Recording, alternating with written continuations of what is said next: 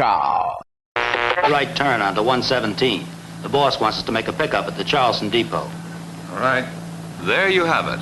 A practical example of modern communication. Like, you're not stupid. Quit acting like it. Anyway, that's another thing for another thing. I wasn't saying you're not stupid to Allison Sheridan, by the way. She's not, but that's not... We were talking, and then we were like, hey, we should do a thing. And we are. Allison Sheridan of the Nosilla Cast, conveniently located at podfeet.com. I think that my goal, looking back, is to name my podcast so that nobody can ever say I'm off topic. Well, that's not a bad idea, honestly. When I started my YouTube channel, when I got to a number, because you have to have like 100 people subscribed to you before you can set a custom domain. And I couldn't decide if I wanted to do youtube.com/macosken or youtube.com/kenray. And I knew either one would be a mistake. So I went with youtube.com/kenray in case I ever want to make a video that's outside of the Apple sphere. But, anyway, it's the whole naming thing. Exactly, because it's me. And then I found out that there's a Ken and Ray who actually do some fairly profane stuff on YouTube. So great. I think I chose well. Right. So what's his name? Riccio? I'm going with Dan Riccio. Okay. Yeah. He was a vice president at Apple. In charge of, stuff and more stuff. I think he was hardware engineering, if memory serves. Right. And last week, Apple put out a press release saying, so listen, Dan Riccio, no longer head of engineering. No, we're not telling him goodbye. He is now working on a secret project. He will answer directly to Tim Cook. And so, of course, my immediate thought was, well, it's the car. But then I thought, it's not the car. And then some people said, no, the fact that he's going there means that Apple is getting serious now about its virtual reality or augmented reality project, that it is close enough that they now need a guy. They need a guy who's going to ride herd on this whole thing. So I'm sure it's always a guy, by the way. Glad to see it stays a guy. But that's a person. Day. Well, it is actually a topic for the same thing. It's a topic for Wednesday. Well, no, a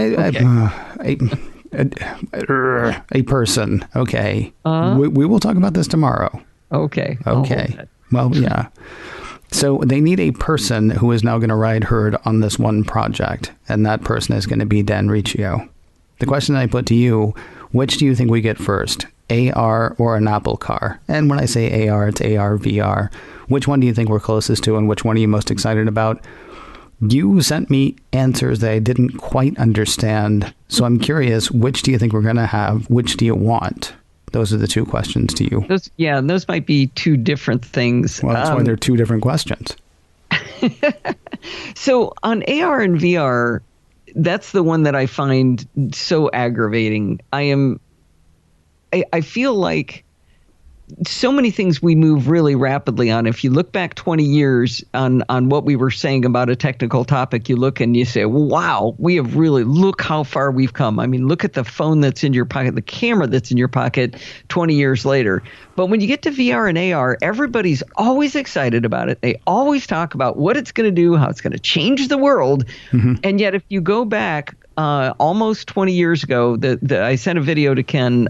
There's a gentleman named Stuart Chaffee who had a TV show called The Computer Chronicles. And in 1992, he went to a virtual reality trade show. And he goes around and he interviews a bunch of people, and they're showing off all this cool new tech. Mm-hmm. And what did they say? They say, it's going to do this and it's going to do that. It's going to help doctors and it's going to help industry and it's going to do all this amazing research. It's going to be crazy cool. But, the headsets are still really heavy right now and the resolution isn't quite good enough yet, but it's going to be amazing. Mm-hmm.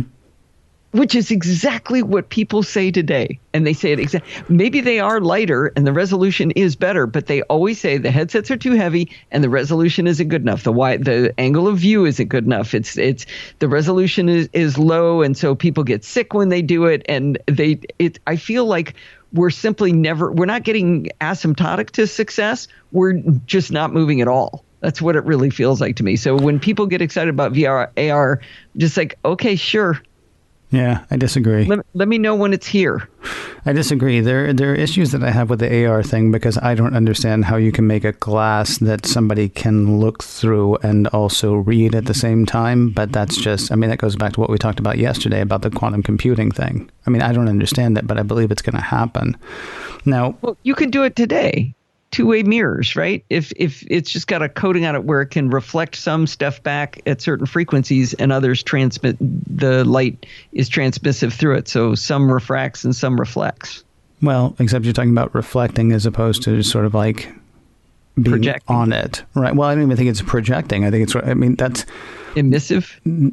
Sure. That would be a good word for it. I think we're basically like if I lay the glass down or you should be able to hold up a piece of glass and have that happen, not be reflective from anything.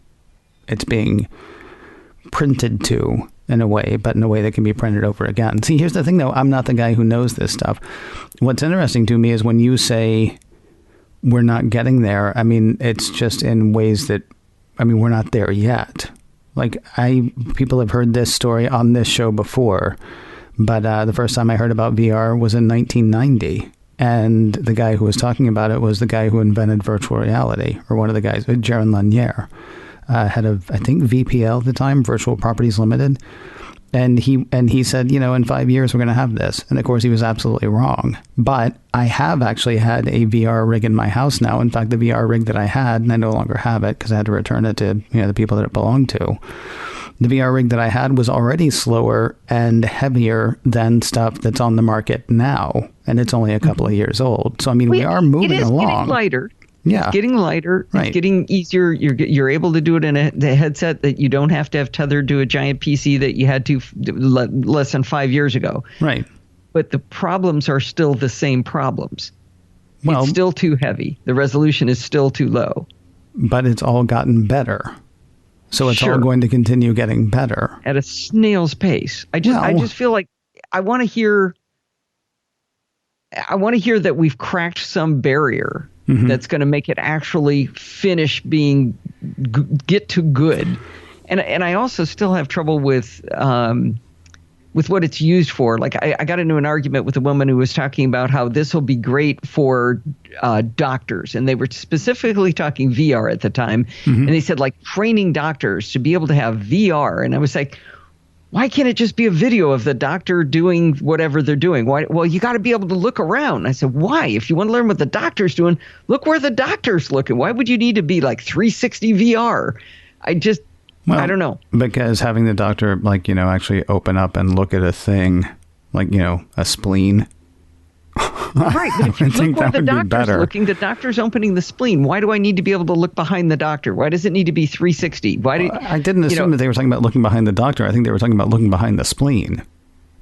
Like moving stuff around inside the cavity of a person without actually having to open up a person. That's the kind of training I think they're talking about, not, you know, where do we keep the tongue depressors? Okay, we're not communicating very well on this one because I'm not getting my point across. But let's set that one aside. I just feel I have a running joke on Daily Tech News Show. A couple of years ago, I predicted that someone on the Daily Tech News Show during the year would say VR is in early days, and I've been right every year because they keep saying it. They can't. You can't stop yourself from saying it because it is. Wouldn't you say it's in early days? Sure. Yeah. Absolutely. Yes. But it's been in early days for 20 years. It's so not is quantum computing. I mean, you were excited about a story yesterday that shows that somebody someplace says that they've been able to do something. We're in early days.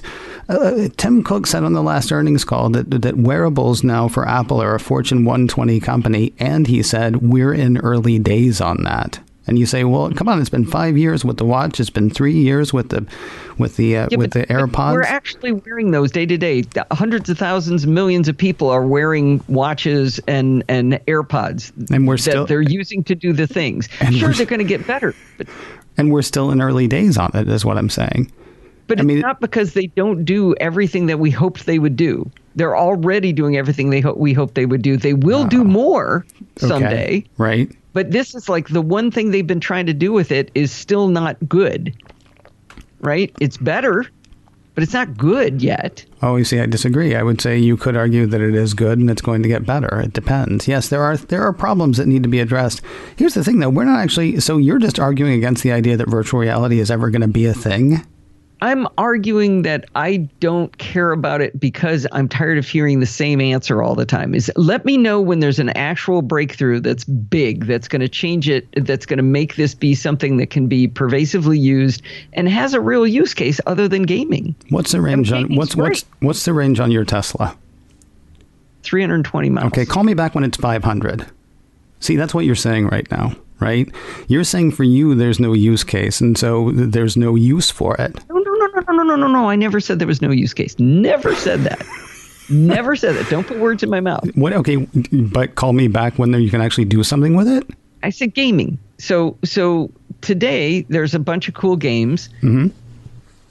And how many people actually are using something like the Oculus Quest? That's the most popular one, right? Yeah. Are we talking millions? Obviously I don't. Are we doing anything other than gaming? I don't have the answer to either of those things. Here's the thing, though. I mean, But what do you hear about the Oculus Quest? I don't hear anything about the Oculus Quest because you would have to have a Windows machine, so I'm out. Plus, you have to have a Facebook account, so I'm out. One of the things that I think personally is both best thing and worst thing that could happen to VR is the fact that Facebook bought Oculus. I think that's an absolutely terrible thing that happened. I'm looking forward to hopefully Apple or somebody else like Apple getting into it because I would like to get back into it, partly because of the Mac support and partly because I don't want to give all my information to Facebook. I'm trying to extract myself from that. 100%. Okay. Really quickly, though, you actually hit on an interesting point to me. There needs to be a killer app. I think I played with a lot of stuff in VR that really is fantastic. And yet there was nothing that got me over that hump, whatever that is. And maybe it's just that there's not the proper game for it, but I'm not much of a gamer. I have an Xbox. I buy like one game, maybe 2 games a year. I play it for maybe 2 days, and then I'm mad at myself that I bought a game because I know I'm not a gamer. I'm still looking for the game that's going to get me. I'm still looking for the game that's going to do that for me. I would love the idea. I was talking the other day to somebody about the idea of going to the movie theater in VR. And I know they have that. But the thing is, I actually want to, if I'm watching a movie, I want to watch it with somebody. And that means I need 2 VR rigs to be able to do that. And I'm not there yet because I don't even have the one. The isolation of humanity is not something we need more of right now to be, going in on.